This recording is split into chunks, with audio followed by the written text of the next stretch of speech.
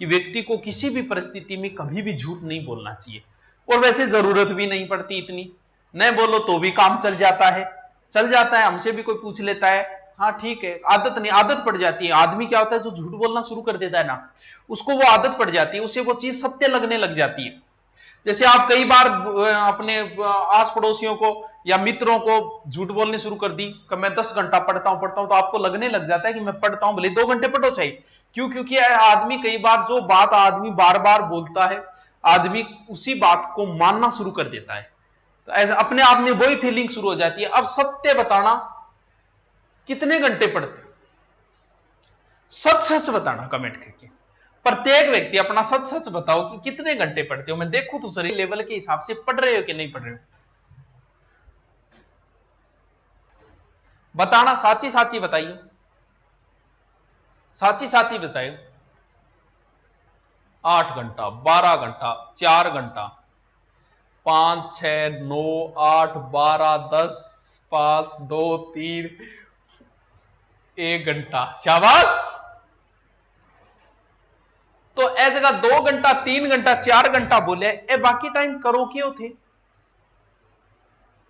भैया, बाकी टाइम कर रहा क्यों? तो भाई आप अपने आप में सुधार करो। नहीं हो पा रहा है तो लाइब्रेरी ज्वाइन करो, तो कहीं ना कहीं दूसरी जगह या फिर लाइब्रेरी ज्वाइन करके अपनी पढ़ाई शुरू करो। 1-2 घंटों ये बनता है, कान में उड़ जाएगा 1-2 घंटा। तो ये जो कभी इंटरव्यू पढ़े होंगे, मुझे ना कहीं इंटरव्यू पढ़ लिए होंगे आईएएस आरएएस के, मैं 5 घंटे पढ़ के आईएएस बन गया, क्यों बावड़ी बात करे यार, क्यों बांद्रा बना, 5 घंटा पढ़ के आईएएस बन गयो, बाकी टाइम तू क्या करतो, कबड्डी खेलतोगे बाकी टाइम, या फिर ग्राफ ऊपर नीचा कुर्सो ऐप है वो खेलतो। तो भैया जितना टाइम है उतना पढ़ाई के अलावा करते क्या हो तुम यार? 2-3 घंटे बोल रहे हो, क्या होता है इन 2-3 घंटे से? अब कहीं क्योंकि लास्ट में क्या होता है, आदमी कम पढ़ना, कोई 5 साल से पढ़ रहा है, तैयारी कर रहा है, वो तो 5 घंटे दे रहा है तो ठीक है, लेकिन यार आप 2 घंटा लिखा, तो थोड़ा सोच विचार करो। अब वर्तमान में आपका कम से कम 12 घंटे से ऊपर टाइम निकलना चाहिए।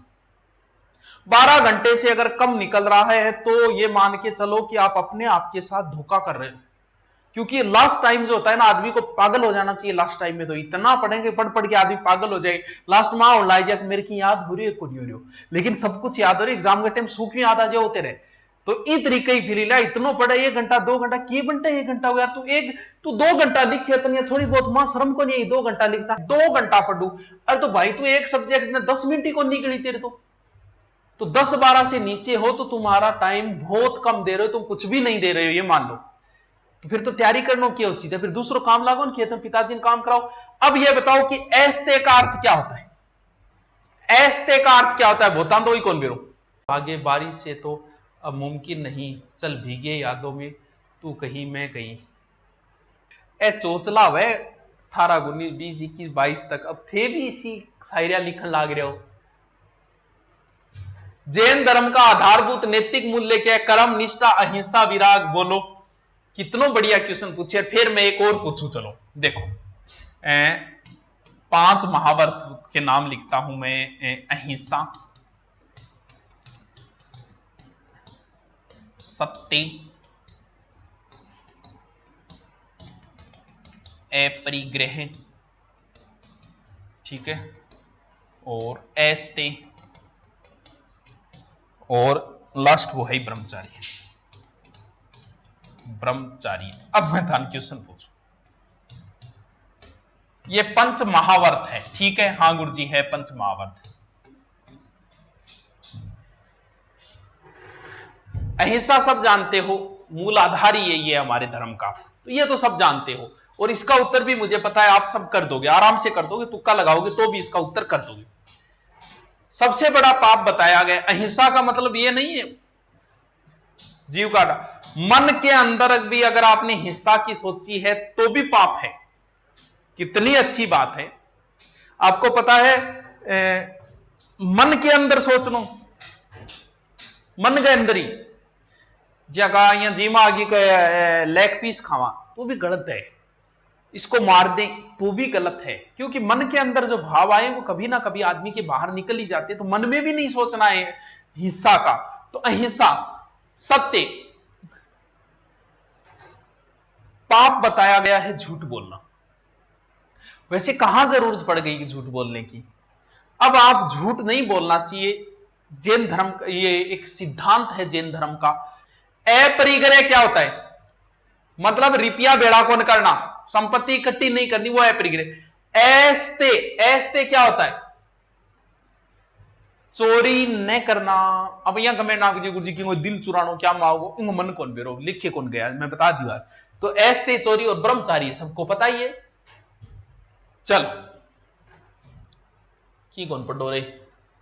महावीर स्वामी का जन्म किस कुल में? शाक्य, ज्ञात्रज्ञ, मल्ल या लिच्छवी? बता देंगे, मुझे पता है इस प्रश्न का उत्तर आराम से बता देंगे। वैशाली कुंडग्राम है। संधि आंधी आवे, आगी आंधी।